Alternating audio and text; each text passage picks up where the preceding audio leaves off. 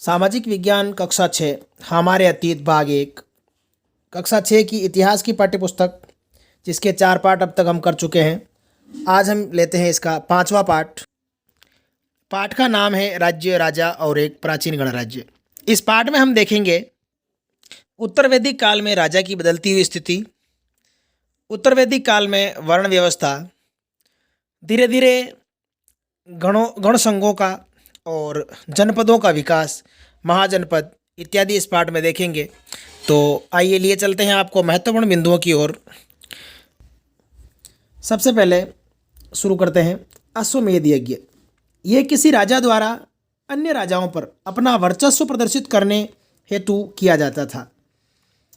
अश्वमेध यज्ञ में एक घोड़ा छोड़ा जाता था और उस घोड़े को रोकने वाले राजा को उस यज्ञ के आयोजक राजा से, जो कि एक शक्तिशाली राजा होता था, से युद्ध करना पड़ता था। सारथी राजा का युद्ध क्षेत्र का सहचर होता था। यह यज्ञ के अवसर पर राजा की विजयों तथा अन्य गुणों का गुणगान करता था। सारथी जो राजा का रथ चलाने वाला होता था, वह राजा के सबसे निकट रहता था और उसकी विजयों और अन्य गुणों का गुणगान यज्ञ के समय करता था। यज्ञ को संपन्न करवाने का कार्य पुरोहित करते थे। यज्ञ के दौरान अधीनस्थ राजा आयोजक राजा के लिए उपहार लाते थे। विष या वेश्य भी अपनी क्षमता के अनुसार सामान्य उपहार लाते थे। शूद्रों को यज्ञ से संबंधित कई अनुष्ठानों में शामिल होने की आज्ञा नहीं थी। उत्तर वैदिक काल में वर्ण व्यवस्था। उत्तर वैदिक काल के प्रमुख ग्रंथ सामवेद, यजुर्वेद, अथर्ववेद और अन्य ग्रंथ थे, जो कि अनुष्ठान व अनुष्ठानों के संपादन की विधियों से संबंधित थे। उत्तर वैदिक काल में समाज में जो समूह थे उसको हम विभक्त कर सकते हैं। जो वैभवशाली समूह थे उसमें आते थे पुरोहित और योद्धा। जो मध्यम श्रेणी में, जो धनवान श्रेणी के लोग आते थे, उसमें कुछ बड़े कृषक और व्यापारी। निर्धन लोगों में पशुपालक, शिल्पकार, श्रमिक, मछली पकड़ने वाले, शिकारी और भोजन संग्राहक, जिन्हें कह सकते हैं हम, जो आदिवासी लोग थे, जंगल के कंदमूल इकट्ठे करते थे, तो उन्हें कहा जा सकता है। तो ये निर्धन श्रेणी में आते थे। बाद में पुरोहितों ने या ब्राह्मणों ने 4 वर्ण में इन पूरे समाज को विभक्त कर दिया, जिसका विवरण इस प्रकार है। ब्राह्मण वेदों का अध्ययन अध्यापन करने वाले और यज्ञ संपन्न करवाने वाले, शासक या क्षत्रिय युद्ध व लोगों की रक्षा करने वाले, विष या वैश्य, कृषक, पशुपालक और व्यापारी। इन तीनों वर्णों को यज्ञ का अधिकार था। ये यज्ञ अनुष्ठान इत्यादि कर सकते थे। शूद्र का कार्य था अन्य 3 वर्णों की सेवा करना। उपरोक्त जो 3 वर्ण थे, ब्राह्मण, क्षत्रिय और वैश्य, इन तीनों की सेवा करना। इन्हें अनुष्ठान का अधिकार नहीं था। औरतों की स्थिति भी उस समय शूद्रों के समान ही थी लगभग, और शूद्रों तथा औरतों को वेदों का अध्ययन करने का अधिकार नहीं था। वर्ण का निर्धारण उत्तर वैदिक काल में जन्म के आधार पर होता था। कुछ शिल्पकारों, शिकारियों तथा कुछ भोजन संग्राहकों को अछूत भी माना जाता था। अब लेते हैं जनपद। जनपद का शाब्दिक अर्थ होता है जन के बसने की जगह, यानी जनता जहाँ पर बसती है उस स्थान को जनपद कहा जाता है। महायज्ञ, जिसमें अश्वमेध और राजसूय आदि यज्ञ आते हैं, इसको करने वाला राजा एक जन का राजा ना होकर जनपदों का राजा होता था। यानी कई सारे जनपद उसके अधीन होते थे और वह जनपदों का राजा कहलाता था। प्रमुख जनपद जो बाद में महाजनपद बन गए, इनमें से कुछ, तो इन प्रमुख जनपदों को हम लेते हैं। इनके नाम है अंग, इसकी राजधानी चंपा थी। अस्मक, राजधानी पोतनु, ये दक्षिण भारत का एकमात्र महाजनपद था। कई बार पूछा गया प्रश्न इस पर। अस्मक, या यूँ पूछा गया दक्षिण भारत का एकमात्र महाजनपद कौन सा था, तो अस्मक था, जिसकी राजधानी पोतन थी। अवंती, इसकी राजधानी उज्जैन। चेदी, इसकी राजधानी शक्तिमती। गांधार, गांधार की राजधानी तक्षशिला। काशी की राजधानी वाराणसी। कंबोज, कंबोज की राजधानी हाटक या राजापुर। कौशल की राजधानी अयोध्या या श्रावस्ती थी। कुरु महाजनपद की राजधानी इंद्रप्रस्थ, जो दिल्ली है वर्तमान में। मगध, मगध की राजधानी राजगीर और पाटलिपुत्र थी। यानी ये कालांतर में पहले राजगीर थी, बाद में पाटलिपुत्र हो गई। यह सबसे शक्तिशाली महाजनपद था, उस समय का सबसे शक्तिशाली महाजनपद मगध था। मल्ल, मल्ल की राजधानी कुशीनारा और पावा। मत्स्य की राजधानी विराटनगर थी, इसका संबंध राजस्थान से है। पांचाल के दो भाग थे, उत्तरी पांचाल और दक्षिणी पांचाल। उत्तरी पांचाल की राजधानी अहिच्छत्र और दक्षिणी पांचाल की राजधानी कांपिल्य थी। यह एक गणसंघ था। शूरसेन की राजधानी मथुरा और वज्जी महाजनपद की राजधानी वैशाली थी। यह वज्जी महाजनपद 8 गणतांत्रिक कुलों का एक गणसंघ था और वत्स महाजनपद की राजधानी कौशाम्बी थी। तो इस प्रकार से ये 16 महाजनपद थे उस समय, और इन सब की राजधानियाँ इनके साथ हमने देखी।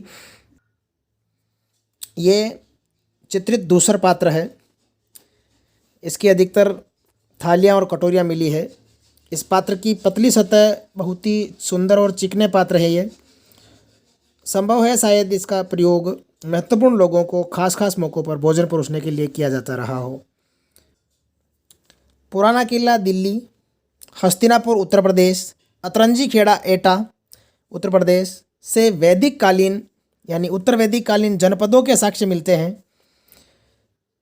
इस समय लोग झोंपड़ियों में रहते थे और पशुपालन करते थे। चावल, गेहूं, धान, जौ, दाल, गन्ना, तिल, सरसों की खेती करते थे। विशेषता है प्रमुख, जो अभी आप चित्र देख रहे थे, ये धूसर लाल रंग के मिट्टी के बर्तन, थालियाँ व कटोरियाँ विशेष रूप से इस समय के मिले हैं। यानी चित्रित धूसर पात्र महाजनपद कालीन समाज की एक विशेषता थी कि ये चित्रित धूसर पात्र बनाते थे। महत्वपूर्ण महाजनपद और जनपदों की और नगरों की स्थिति हम देख सकते हैं। यह गांधार महाजनपद, जिसकी राजधानी तक्षशिला थी।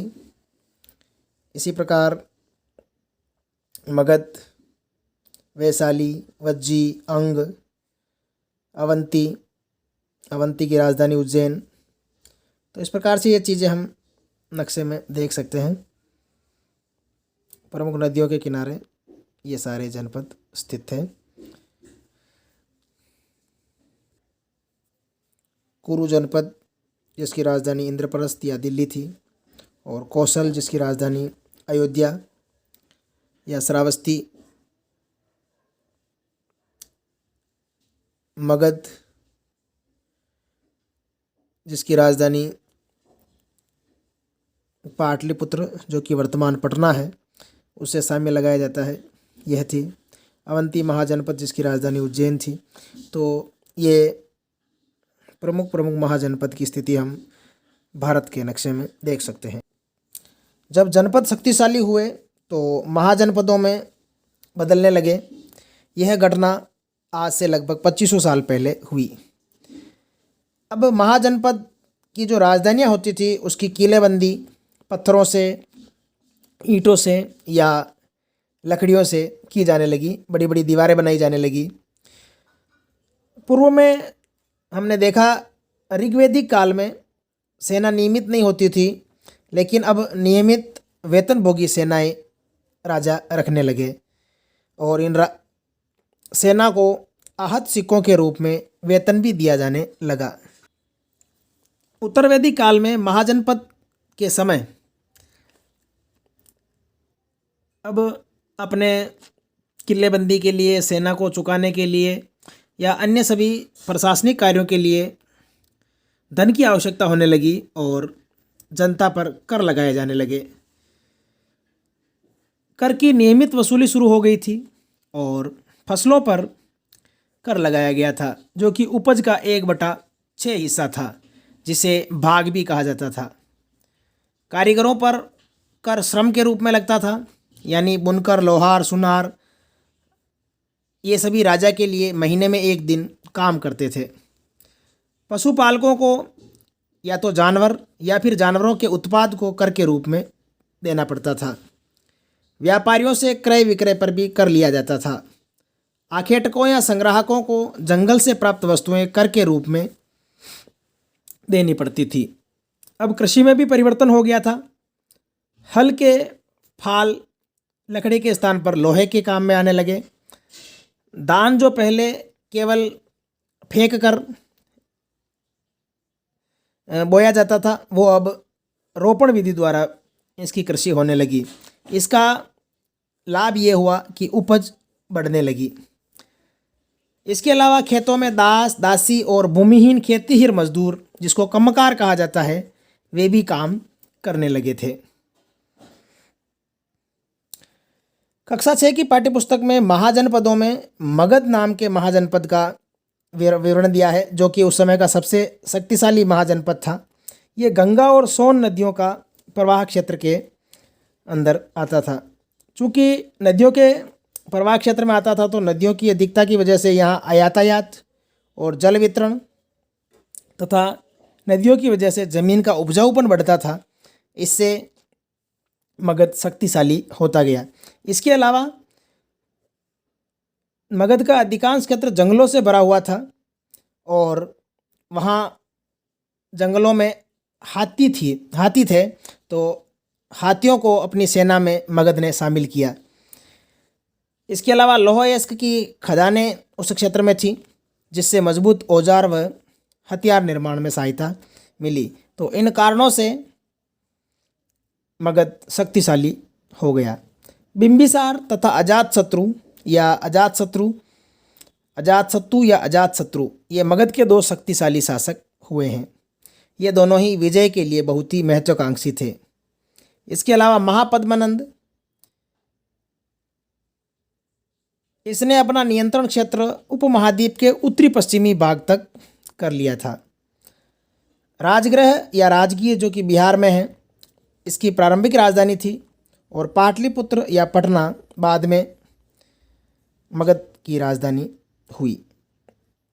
मगध के बारे में इतिहास में एक तथ्य आता है कि सिकंदर, जो कि मैसिडोनिया का राजा था और विश्व विजय के लिए लगभग आज से 2300 वर्ष पूर्व निकला था अपने विश्व विजय अभियान पर, तो उसकी सेना ने, जो कि व्यास नदी के किनारे आकर मगध के ऊपर कूच करने की इच्छा रखती थी, लेकिन जब उसने मगध के, विशेष रूप से मगध के शासकों की पैदल, रथ और हाथियों की विशाल सेना देखी, तो वह भयभीत हो गई और उसने कूच से इनकार कर दिया।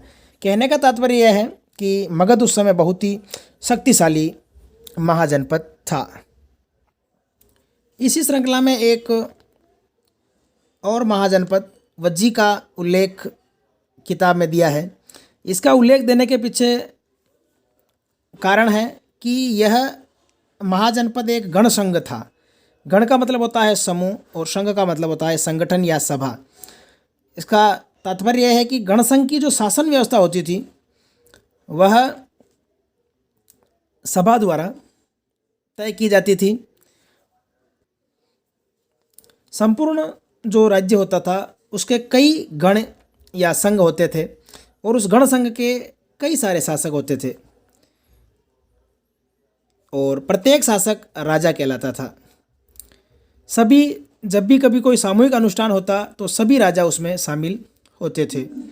और गणसंघ की एक प्रमुख विशेषता होती थी कि इनके फैसले सभाओं के जरिए होते थे। यानी किसी भी प्रकार का फैसला लेना है तो सारे राजा इकट्ठे होते और अपने शासन व्यवस्था से संबंधित या युद्ध, शांतिकाल, सभी फैसले जो होते थे वो सभाओं के द्वारा किए जाते थे। यहाँ भी स्त्रियों, दास और कम्मकारों को सभाओं में शामिल नहीं किया जाता था। भगवान बुद्ध और महावीर स्वामी, जो कि आगे हम इनके बारे में पढ़ेंगे, बौद्ध धर्म और जैन धर्म के प्रवर्तक, ये दोनों भी किसी गण या संघ से ही संबंधित थे।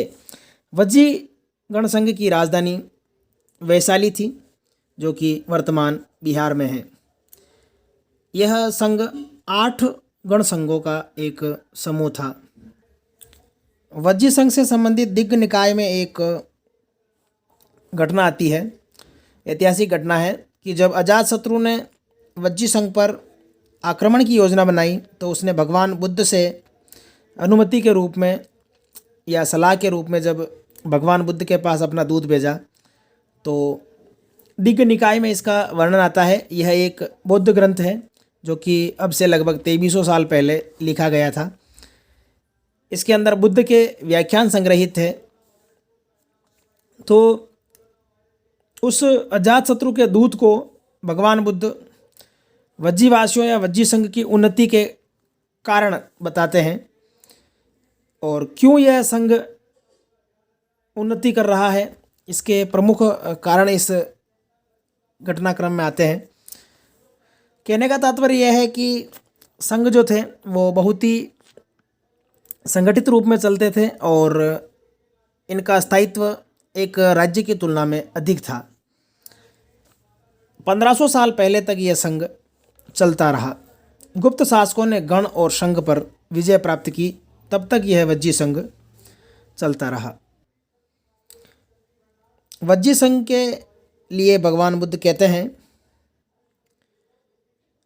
अजातशत्रु के मंत्री वत्सकार को कि वज्जी सभाएं नियमित रूप से होती हैं और उनमें सभी सदस्य उपस्थित होते हैं।